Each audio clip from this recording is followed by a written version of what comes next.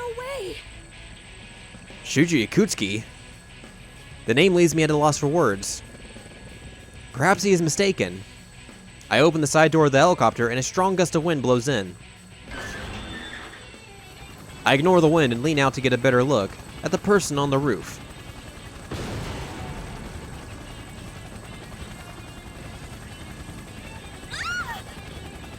The helicopter is suddenly attacked from an unexpected direction, and the vehicle sways alarmingly.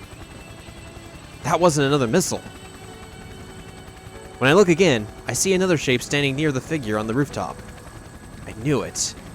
We're under attack by a persona! That doesn't make much sense. According to the records, Shuji Akutsuki was never able to use a persona. Is that man on the roof truly this Akutsuki person? The enemy's preparing for another attack. Incoming! Before I can raise an objection, Yukari-san fixes her eyes on the enemy and draws her evoker. As expected from someone who had been in actual combat for a whole year, she quickly makes a decision. Little persona! Yukari-san's finger flexes around the trigger of her evoker, but in the instant before she pulls it,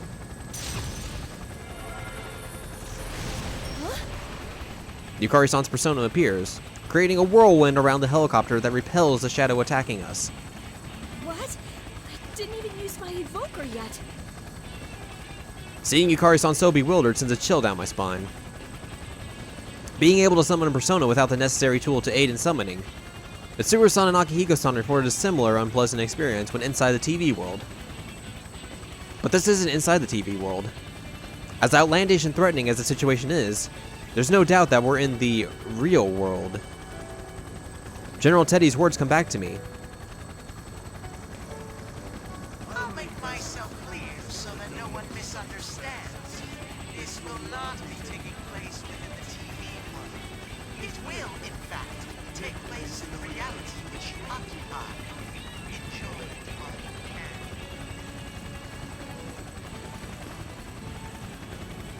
Don't tell me. This fog that's enveloping the town is the same fog on the other side of the TV? This is fun. What was that? A new voice suddenly reaches my ears. Who was that? I look around in bewilderment.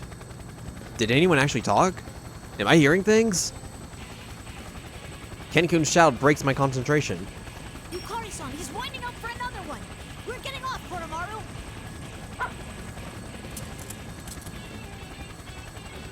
Yukari-san still looks confused, but Ken-kun notices something and unbuckles his seatbelt with his spear at the ready.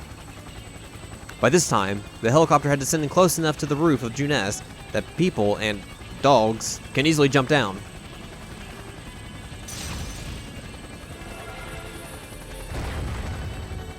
Koromaru-san growls and another persona appears. At the same time, Ken-kun leaps out of the cabin, stabbing at the enemy persona closing in on us. Koromaru-san's persona and Ken-kun's spear both hit the attacking enemy at the same time, and Ken-kun drops to the roof unharmed. It seems you're always taking on the responsibility of saving others, Yukari-san. Seriously, it's like, again, really? But I'll take this one. After all, I save the world on a weekly basis. Koromaru-san and Yukari-san drop out of the helicopter and nimbly land on the roof. Amazing!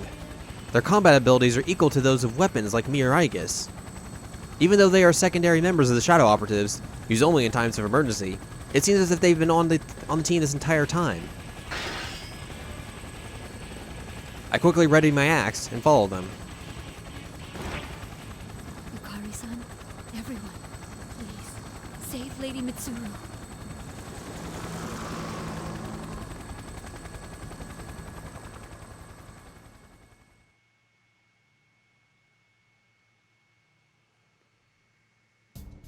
I don't think this slabber section is ever going to end. When I look back up to the red sky after landing, I see the helicopter gaining in altitude while maintaining its balance. Thanks to Kikuno-san's desperate resolve and her piloting skills, we managed to safely reach Inaba. I check my surroundings once more while praying for Kikuno-san's safety. This is the Inaba branch of Junes, the department store chain. We're at the food court on its rooftop.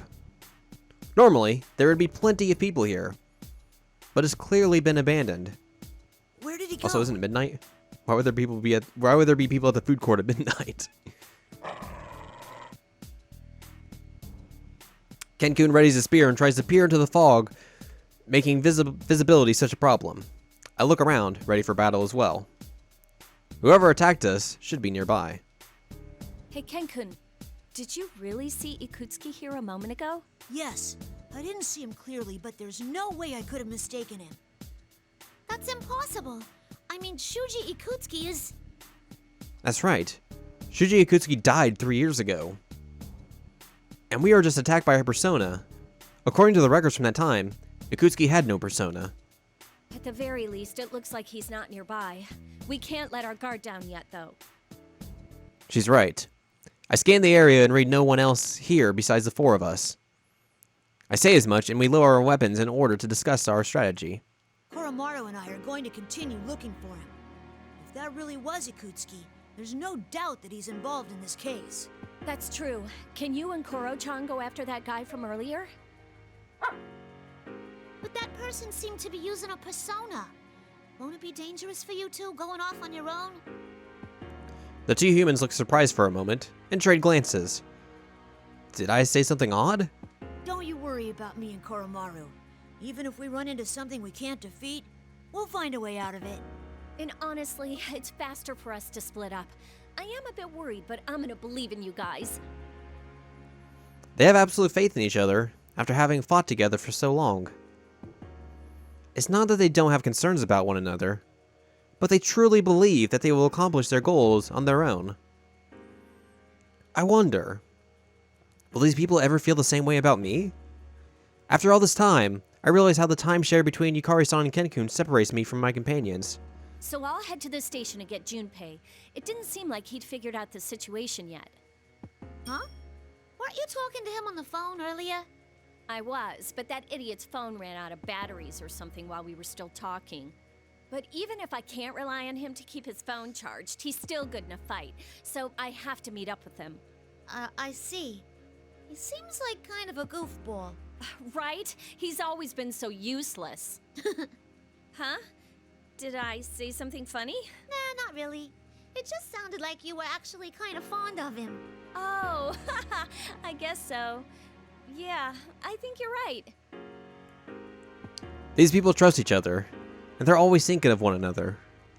When one of them faces danger, the others always rush to help them. A term comes to mind: ideal companions. I wonder how Yukun and his friends are doing. I have the feeling that his group and Mitsuru-san's group are going through similar problems, after all. What about you, Labras? What'll you do? Huh? I hope Mitsuru-san and the others are okay. Could you please go right to that tower? We'll head over there too as soon as we can. Yukari-san and Ken-kun look to me. Ah, it doesn't matter to them that I haven't known them for very long. They see me as a companion and trust me. Right. It's decided then. Labras, you head to that tower. Oh, also, something felt off when I summoned my persona earlier. You might want to be careful. You felt it too? It was like, well, it felt like the evoker wasn't working, didn't it? Yeah, it might be that we can summon our personas without our evokers. In any case, we should get moving. If what General Teddy said is true, we don't have much time to spare. Mm-hmm, got it. If anything happens, let's meet at the bottom of the tower. Be careful, both of you.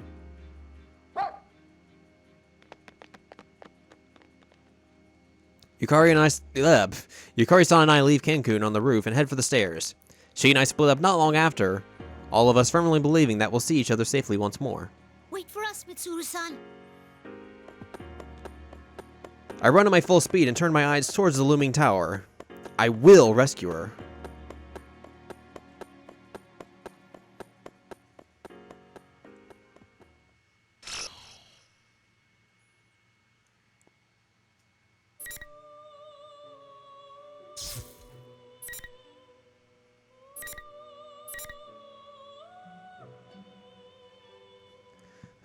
Nothing like a 55-minute long chapter. It was just one chapter. So, yeah. Let's head to chapter 4 where we're hanging out with Margaret?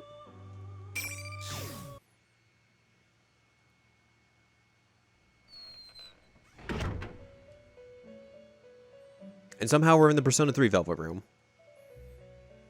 There appears to be quite a commotion. Sister, I've been wondering since yesterday, but what is going on in the outside world? I believe you could say that those kids' ordeal is still continuing. An ordeal, you say? Yes. In other words, mankind's potential is being tested. Potential? Sister, where might Elizabeth be right now? Abandoning the duties given to us by our master and going out into the outside world is normally forbidden to us. Why did Elizabeth go through all that just to head out into the outside world? I'm sorry. It was presumptuous of me to ask. I suddenly feel thirsty. Do you feel like drinking a cola? A cola, you say? My, don't tell me that you don't know what that is. Of course I do. Elizabeth told me about it. An ebon monster compressed into a metal cylinder, waiting for the moment its prison is released to spring into the eyes of the unwary spewing foam. Quite. Well then, I task you with the acquisition of about 100 of these colas. You want me to do this? But cola only exists in the outside world. I merely ask for the cola. How and where you perform your task is at your discretion, even if it takes you into the outside world. Sister. Yes, what is it? While I'm out, may I go see what's going on outside? That would be none of my business. All I asked you to do is go on an errand for me. Shouldn't you hurry? Our master will be returning soon. Yes, I'll go at once. I guess it can't be helped that he's drawn to the outside world right now. This current aberrance in the outside world is centered on that red-haired guest. And Persona users have gathered to it, as if caught up in that fate. Even my heart races just thinking about it. It's troublesome having siblings so brimming with curiosity.